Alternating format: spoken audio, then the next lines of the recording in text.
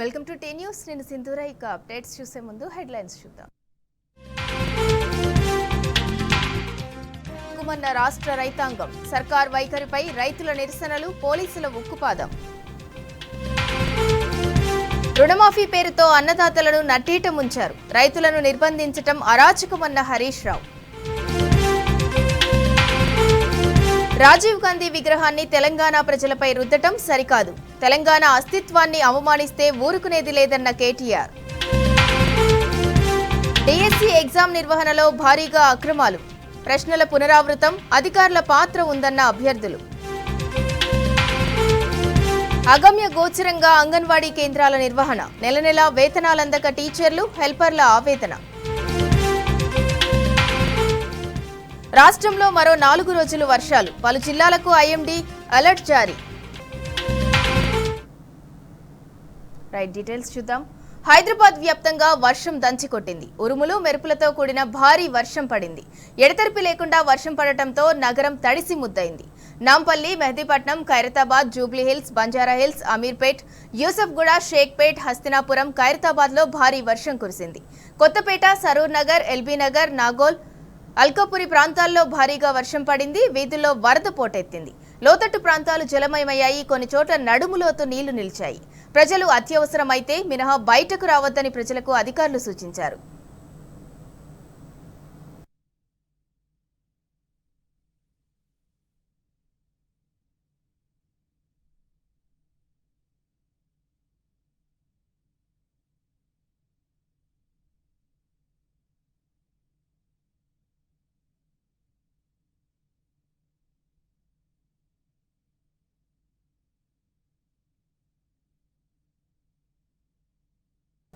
హైదరాబాద్ వ్యాప్తంగా వర్షం దంచికొట్టింది. ఉరుములు మెరుపులతో కూడిన భారీ వర్షం పడింది. ఎడతెరిపి లేకుండా వర్షం పడటంతో నగరం తడిసి ముద్దయింది. నాంపల్లి, మెహదీపట్నం, ఖైరతాబాద్, జూబ్లీహిల్స్, బంజారాహిల్స్, అమీర్పేట్, యూసఫ్గూడ, షేక్పేట్, హస్తినాపురం, ఖైరతాబాద్లో భారీ వర్షం కురిసింది. కొత్తపేట, సరూర్ నగర్, ఎల్బీనగర్, నాగోల్, అల్కాపురి ప్రాంతాల్లో భారీ వర్షం పడింది. వీధుల్లో వరద పోటెత్తింది. లోతట్టు ప్రాంతాలు జలమయమయ్యాయి. కొన్ని చోట్ల నడుంలోతు నీళ్లు నిలిచాయి. ప్రజలు అవసరమైతే తప్ప బయటకు రావద్దని అధికారులు సూచించారు.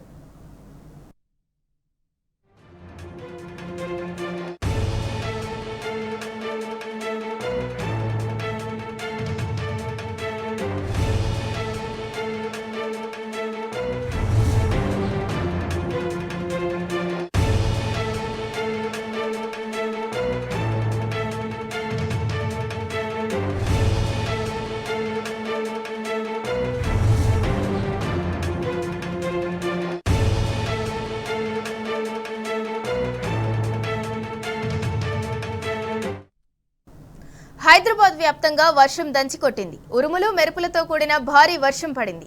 ఎడతెరిపి లేకుండా వర్షం పడటంతో నగరం తడిసి ముద్దయింది. నాంపల్లి, మెహదీపట్నం, ఖైరతాబాద్, జూబ్లీహిల్స్, బంజారాహిల్స్, అమీర్పేట్, యూసఫ్గూడ, షేక్పేట్, హస్తినాపురం, ఖైరతాబాద్లో భారీ వర్షం కురిసింది. కొత్తపేట, సరూర్ నగర్, ఎల్బీనగర్, నాగోల్, అల్కాపురి ప్రాంతాల్లో భారీ వర్షం పడింది. వీధుల్లో వరద పోటెత్తింది. లోతట్టు ప్రాంతాలు జలమయమయ్యాయి. కొన్ని చోట్ల నడుంలోతు నీళ్లు నిలిచాయి. ప్రజలు అవసరమైతే మినహా బయటకు రావద్దని అధికారులు సూచించారు.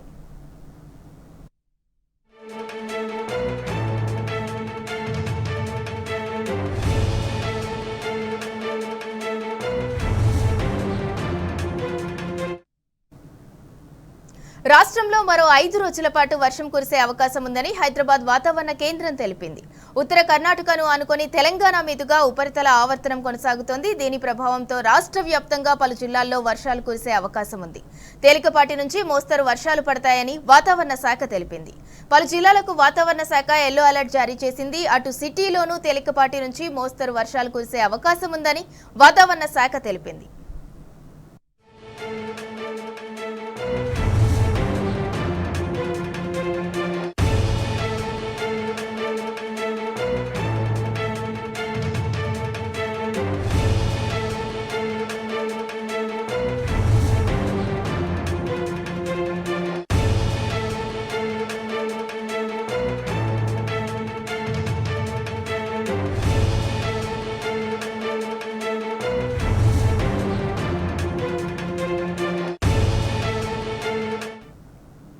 రాష్ట్రంలో మరో 5 రోజుల పాటు వర్షం కురిసే అవకాశం ఉందని హైదరాబాద్ వాతావరణ కేంద్రం తెలిపింది.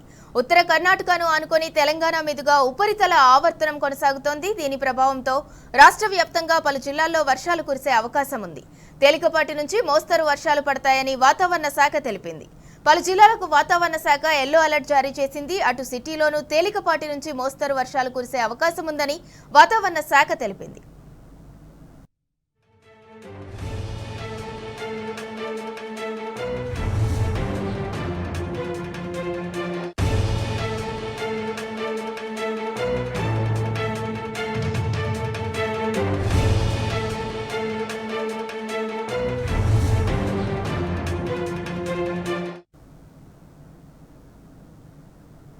అన్నదాతలపై రేవంత్ సర్కార్ కత్తిగట్టింది. రాష్ట్రంలో రైతుల అరెస్టుల పర్వం నడుస్తోంది. రైతుల ఆగ్రహంపై ప్రభుత్వం పోలీస్ అస్త్రాన్ని ప్రయోగిస్తున్నది. నిరసనలు అడ్డుకునేందుకు విఫలయత్నం చేస్తున్నది. రైతులు ర్యాలీలు, ధర్నాలు, నిరసనలు చేయడానికే వీల్లేదనే సీఎం పోలీసులకు హుకుం జారీ చేసినట్టు సమాచారం. సర్కార్ ఆజ్ఞతో రుణమాఫీ మోసాన్ని నిలదీస్తున్న అన్నదాతలపై కేసులు పెడుతున్నారు. ఒక్క ఆదిలాబాద్ జిల్లాలోనే 15 మంది రైతులపై ఏకంగా కేసులు నమోదు చేశారు.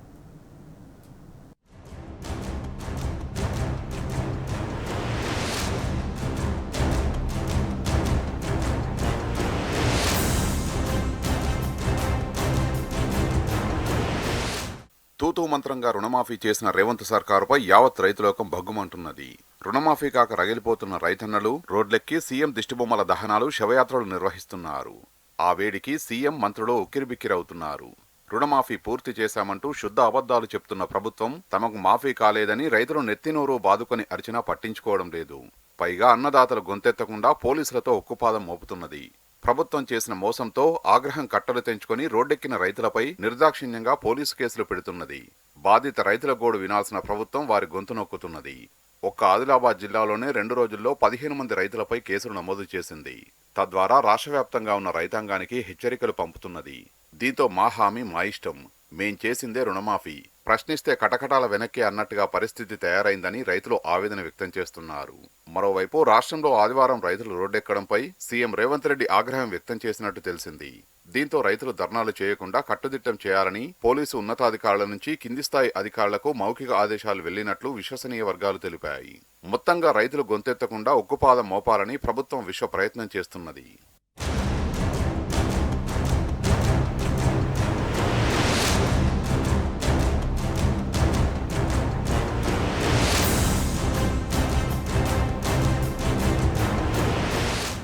రుణమాఫీ కాలేదంటూ ఆదివారం రాష్ట్ర వ్యాప్తంగా రైతులు రోడ్డెక్కి నిరసనలు తెలిపిన సంగతి తెలిసిందే.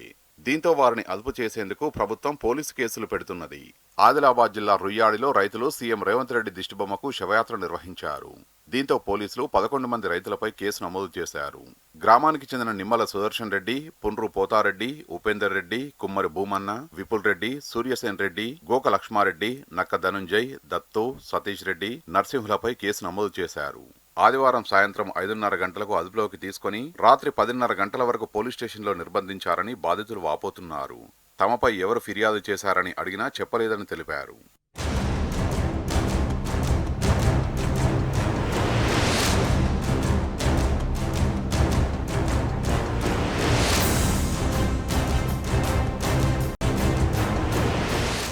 ఆదిలాబాద్ జిల్లాలో ఆగస్టు 1వ తేదీ నుంచి పోలీస్ యాక్టులోని సెక్షన్ 30 అమల్లో ఉన్నదని అధికారులు చెబుతున్నారు.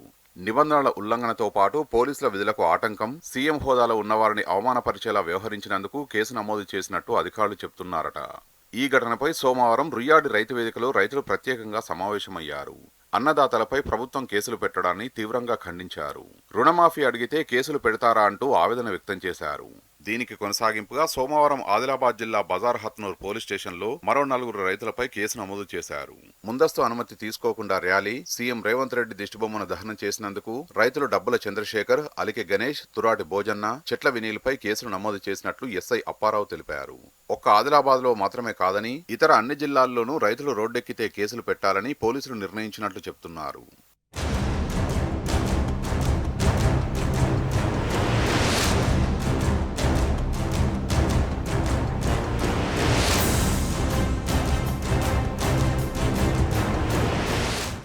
రాష్ట్ర వ్యాప్తంగా జరిగిన నిరసనలపై వచ్చిన వార్తలు ప్రభుత్వ వర్గాల్లో తీవ్ర చర్చనీయాంశంగా మారాయి. పోలీసుల సమక్షంలోనే ముఖ్యమంత్రి దిష్టిబొమ్మల దహనం చేస్తున్న ఫోటోలపై ప్రధానంగా చర్చ జరిగినట్టు తెలుస్తున్నది. సీఎం రేవంత్ రెడ్డి కూడా ఆగ్రహం వ్యక్తం చేసినట్టు సమాచారం. డీజీపీ, ఇంటెలిజెన్స్ డీజీ తదితర ఉన్నతాధికారులతో మాట్లాడారని విశ్వసనీయ వర్గాలు తెలిపాయి. కళ్ల ముందే దిష్టిబొమ్మను తగలబెడుతుంటే ఏం చేస్తున్నట్టని సీఎం ప్రశ్నించారట. ఈ వ్యవహారంతో ప్రభుత్వం పరువు పోయిందని, రుణమాఫీ బూడిదలో పోసిన పన్నీరైందని సీఎం అసహనం వ్యక్తం చేసినట్టు తెలిపాయి. రైతుల నిరసనల్ని కట్టుదిట్టం చేయాలని ఆదేశించినట్టు సమాచారం. దీంతో పాటు ఆయా జిల్లాల అధికారులపై ఆగ్రహం వ్యక్తం చేసినట్టు సమాచారం. రైతులు రోడ్డెక్కకుండా చూసుకోవాలని మౌఖికంగా ఆదేశించినట్టు తెలుస్తున్నది. ఎవరైనా రైతులు, నేతలు అనుమతులు కోరినా ఇవ్వవద్దని స్పష్టంగా చెప్పినట్టు సమాచారం. నియంత్రణకు ఇంటెలిజెన్స్ ను వాడాలని, ఎక్కడైనా రైతులు ఆందోళనకు దిగే పరిస్థితులు ఉంటే వెంటనే సమాచారం ఇవ్వాలని గ్రామస్థాయి అధికారులకు చెప్పాలని సూచించినట్టు తెలిసింది. ఎక్కడైనా నిరసన చేసే పరిస్థితులు ఉంటే పోలీసులు వెంటనే వెళ్లి ఏదో ఒక రకంగా రైతుల్ని ఒప్పించి రోడ్డెక్కకుండా చూడాలని సీఎం స్పష్టం చేసినట్టు తెలిసింది.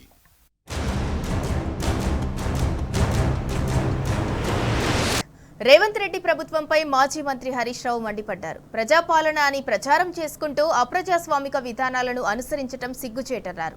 రుణమాఫీ కాలేదని ఆదిలాబాద్ జిల్లా తలమడుగులో రైతులు నిరసన తెలుపుతుంటే అరెస్టులు చేయటం హేయమైన చర్య అన్నారు. ఆదిలాబాద్ జిల్లా పోలీస్ యాక్ట్ హుకుం జారీ చేయటం హక్కులను కాలరాయటమేనని హరీష్ రావు ఫైర్ అయ్యారు. ప్రభుత్వ అప్రజాస్వామిక వైఖరిని బీఆర్ఎస్ పార్టీ తరపున తీవ్రంగా ఖండిస్తున్నామన్నారు. ఏకకాలంలో ఆగస్టు 15 లోపు రుణమాఫీ చేస్తామని ప్రకటించిన ప్రభుత్వం ఆచరణలో మాత్రం అట్టర్ ఫ్లాప్ అయిందన్నారు. రైతన్నలపై పెట్టిన కేసులను వెంటనే ఉపసంహరించుకోవాలన్నారు. అరెస్ట్ చేసిన రైతన్నలకు బీఆర్ఎస్ అండగా ఉంటుందని, రాబోయే రోజుల్లో పార్టీ కార్యాచరణ ప్రకటిస్తామన్నారు.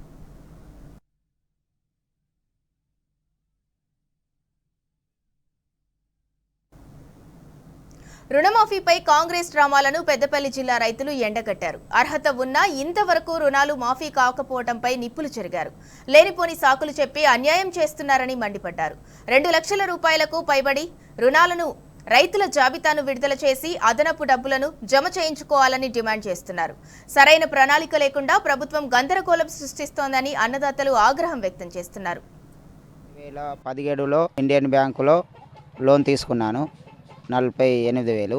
అది కేసీఆర్ గవర్నమెంట్లో మాఫీ వచ్చింది. 2023 12 నెలల్లో మళ్ళా తిరిగి లోన్ తీసుకున్నాను. 52,000 లోన్ తీసుకుంటే బ్యాంక్ వాళ్ళు లీవులో ఉండుట్లా 20 రోజులు లేట్కి ఇచ్చారు. మా తప్పిదం వల్ల మీకు రుణం మాఫీ కాలందున వాళ్ళు ఒక లెటర్ రాసి పంపినామని చెప్పి ఒక లెటర్ ఇచ్చారు. నాకు ఇప్పటి వరకు కూడా నాకు ఎలాంటి మాఫీ వర్తించలేదు. నాకు వర్తించాలని కోరుకుంటున్నాను. నేను 2018లో 45,000 లోన్ తీసుకున్నాను.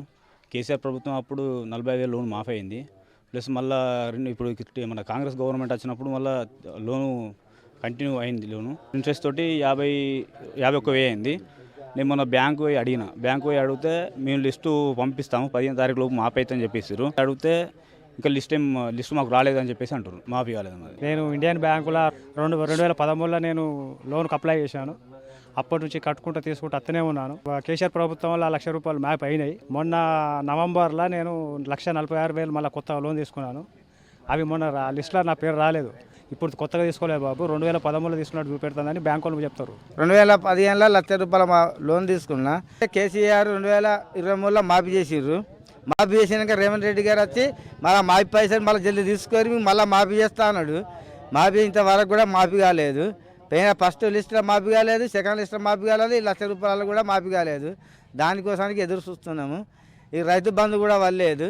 దయచేసి ఎడితిరిగి ఈ రైతుకు న్యాయం చేయాలని కోరుకుంటున్నాను. నేను 1,10,000 రూపాయలు అప్పు తీసుకున్నాను. ఒకటి రేషన్ కార్డు వల్ల మా అన్నయ్య కూడా 1,20,000 రూపాయలు తీసుకున్నాడు. మా అమ్మకు 98,000 రూపాయలు అంతకుముందే ఉండే. సో మొత్తం కలిసి 3,30,000 అవుతున్నాయి అని చెప్తున్నారు. మిగతా అమౌంట్ పే చేస్తే తర్వాత విడతలో వస్తాయి అంటున్నారు. కానీ ఎవరు అమౌంట్ పే చేయాలి అనేది ఒక లిస్టు రిలీజ్ చేస్తే 2 లక్షలకు మించిన అప్పున్న అమౌంట్ పే చేస్తారు. కానీ ఎవరు కట్టాలో తెలియక 2 లక్షల పైన వాడినంతా బ్యాంకులో చుట్టూ తిరిగి అప్పులు అంటే మిగతా 2 లక్షల అమౌంట్ పైన ఉన్న అమౌంట్ పే చేసుకుంటూ పోలేరు కదా. ఎవరు పే చేయాలనేది దానికి ఒక ప్రణాళిక లేకుండా చేసి 80% రేషన్ కార్డు ప్రతిపాదకంతోనే ఆగిపోయారు.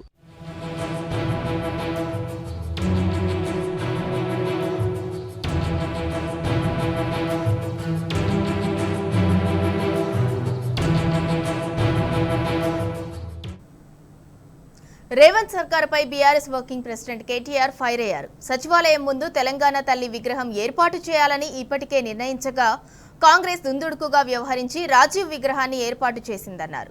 బీఆర్ఎస్ ప్రభుత్వం రాగానే రాజీవ్ విగ్రహాన్ని అక్కడి నుంచి గౌరవప్రదంగా తొలగించి తెలంగాణ తల్లి విగ్రహాన్ని ఏర్పాటు చేస్తామన్నారు కేటీఆర్. ఏర్పడ్డ తర్వాత తెలంగాణ తొలి ముఖ్యమంత్రి కేసీఆర్ గారు ఒక మంచి నిర్ణయం తీసుకున్నారు.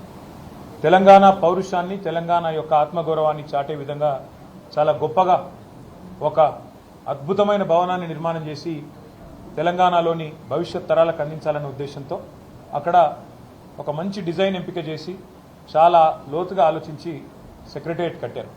ప్రపంచంలోనే అతిపెద్దదైన బాబాసాహెబ్ విగ్రహం పెట్టారు. అదేవిధంగా సెక్రటేరియట్కి కూడా డాక్టర్ బాబాసాహెబ్ అంబేద్కర్ గారి పేరే పెట్టారు. అమర జ్యోతిని కూడా సెక్రటేరియట్కి ఎదురుగానే అద్భుతంగా అమర జ్యోతిని ఎదురుగా పెట్టడం జరిగింది. పెట్టిన తర్వాత తెలంగాణ అస్తిత్వానికి ప్రతీక, తెలంగాణ ఆత్మగౌరవానికి ప్రతీక అయిన తెలంగాణ తల్లిని అక్కడే ప్రతిష్ఠించాలన్న ఉద్దేశంతో ఒక అద్భుతమైన ఐలాండ్ను కూడా అక్కడ క్రియేట్ చేయడం జరిగింది. ఇదివరకు అది లేదు, ఐలాండ్ అక్కడే క్రియేట్ చేయడం జరిగింది. చేసి ఆనాడు దశాబ్ది ఉత్సవాల్లోనే నిర్ణయం తీసుకున్నాం అక్కడ తెలంగాణ తల్లిని ప్రతిష్ఠించాలని. కానీ ఈరోజు కాంగ్రెస్ పార్టీ ఎంత కుసంస్కార పార్టీ అంటే ఆ ముఖ్యమంత్రి జై తెలంగాణ అనడు, అంబేద్కర్ విగ్రహానికి దండేయడు, ఇంకా పైపెచ్చు ఇవన్నీ చాలదన్నట్టు ఏ రాజీవ్ గాంధీ గారైతే తెలంగాణ బిడ్డ అంజయ్యను అవమానించారో ఆ అంజయ్య గారి పేరు పక్కనే ఉండే పార్కుకు పెట్టింది ఆనాడు ప్రభుత్వం. కానీ అంజయ్య గారి పేరు పోయింది, అది లుంబిని పార్క్ అయింది. ఇప్పుడు ఏ అంజయ్య గారిని అయితే అవమానించిన వ్యక్తి ఉన్నారో ఆయన విగ్రహాన్ని తెచ్చి మా నెత్తిన రుద్దడం అంటే ఇది ఎంతవరకు న్యాయం అని చెప్పి వాళ్ళు నేను మా పార్టీ తరఫున అడుగుతా ఉన్నాను. మేము 10 ఏళ్ళు చాలా సంస్కారవంతంగా వ్యవహారం చేసినాం.